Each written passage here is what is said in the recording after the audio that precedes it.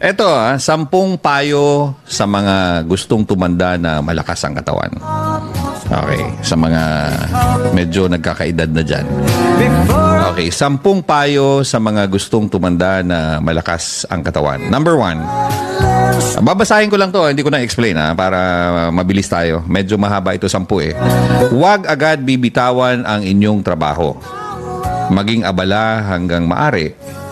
Ito ang magpapanatili sa iyong kabataan na labis mong ikaliligaya. Buliskiti niya. Ikaliligaya. Okay. Isa yan. Number 2, hanggang maiiwasan, huwag makitira sa mga anak na may pamilya na. Okay, tandaan niyo yan Huwag makitira sa mga anak na may pamilya na. Kumuha ng isang lugar na matitirhan, panatilihin ang iyong kalagayan upang makaiwas sa iyong anak at mga manugang. Ang makitira sa kanila